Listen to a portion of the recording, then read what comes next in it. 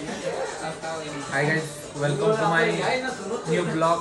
चला, आज Ganpati special blog होणार आहे आपला. तर चला, रोहित दादाचा आपला साधा सुद्धा डेकोरेशन झालेला आहे रेडी. आणि रात्रीचे वाजलेत 12 आणि इथे पूर्ण गँग. चला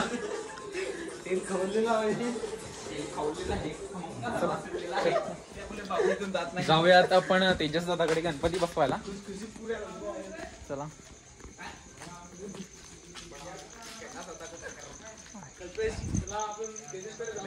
चला चला मित्रांनो, आपण आलो आहोत तेजस दादाकडे. काय डेकोरेशन आहे बघूया. चला आपण बघूया डेकोरेशन कसं झालेलं आहे यावर्षी. चालेल. खूप मेहनत केली आपल्या काकांनी, खूप मेहनत केली होती यावर्षी. तर अरे तेजस वाडील आहेत. हाय गाईज, तर कल्प्याने सांगल्याप्रमाणे आज गणेश चतुर्थीचा कार्यक्रम आमच्याकडे आज. यावेळी गणपती पूजनात आणि गणपती उत्सवात खूप मजा येणार आहे. आता आपण काही कारणास्तव व्हिडिओ बनवला नाही मकाराच्या डेकोरेशनच्या, कसं काय काम चालतं काय चालतं. पण आता पुढचे 5 दिवस आम्ही खूप मजा करणार आहेत, ते तुम्हाला 100% दाखवू. आणि तुम्ही पण आमच्या कार्यक्रमात सहभागी व्हा, मजा करा, एन्जॉय करा. ठीक आहे बाय. आता आपल्याकडे आता थोड्या वेळाला पूजेसाठी गुरुजी येणार आहेत. तर पूजेचे आता आपण मांडून घेणार आहेत. जे फलं, नारळ, अजून काय होतात त्याला, कलश, हे सर्वांचा मांडून आपण घेणार आहेत. आणि थोड्याच वेळात गुरुजी येतील, ते पूजा करतात. चला तर मित्रांनो, तेजसकडे आपण आलेलो आहोत. तर बघू शकतो दरवर्षीप्रमाणे यावर्षी सुद्धा नवीन काहीतरी आपण पाहू शकतो. तर तेजस तुझा काय म्हणणं आहे, यावर्षी काय आपण केलेलं आहे?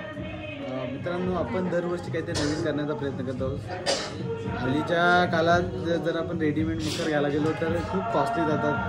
जर छोटा मकर घ्यायला गेलो तर आपण 5,500-4,000 रुपये जातात. तर त्याची आपल्याला चणचण भासावी न म्हणून आपण देवासाठी काहीतरी इको फ्रेंडली करण्याचा प्रयत्न करत असतो. त्याने काहीतरी जनतेला मेसेज मिळेल असं काहीतरी आपण करत असतो. तर यावेळेस आपण एक बोटीची संकल्पना तयार केलेली आहे. तर त्याच्यामध्ये आपण दाखवलेली आपली बोट आहे, साईडला 3 माणसं आहेत, तिकडे पण झाला आहे आणि तिकडे पण एक झाला आहे. तर या मकराची संकल्पना ती आमच्या मामांच्या मुलींनी आम्हाला सांगितली की मामा आपण असं काहीतरी करू. मग त्याच्यावर आम्ही चर्चा केली, ते कसं बनवायचं. मग त्याच्यानंतर माझ्या वडिलांनी हळूहळू सुरुवात केली. त्यांनी हे जे झाड आहेत ना, हे त्यांनी बनवले, हे त्यांनी स्वतःने घरी बनवले.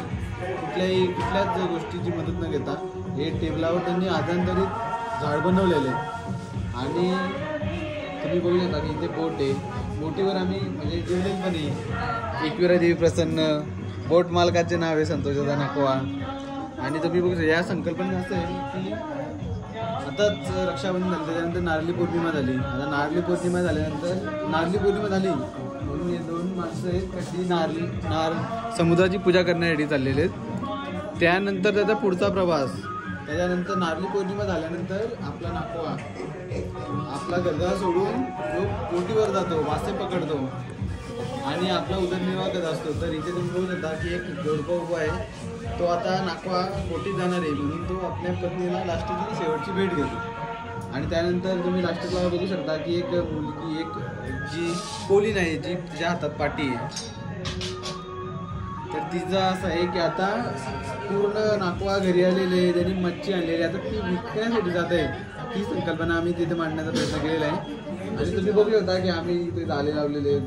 तर ते जाळाला खूप मासे गुंतलेले आहेत, असं आम्ही दाखवण्याचा प्रयत्न केलेला आहे.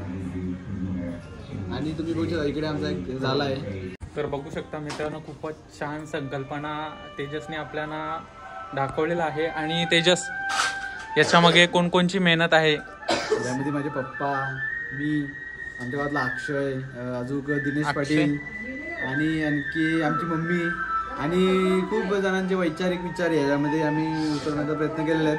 आणि तसेच प्रत्यक्ष अप्रत्यक्ष खूप जणांनी आम्हाला मदत केलेली आहे. त्याबद्दल मी सर्वांचे आभार आणि धन्यवाद मानतो.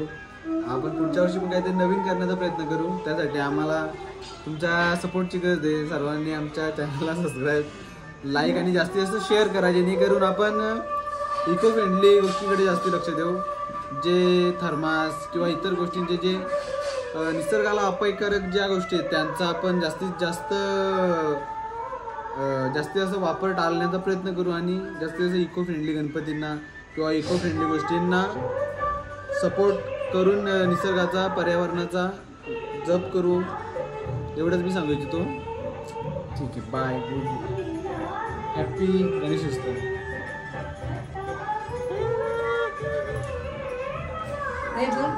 बोल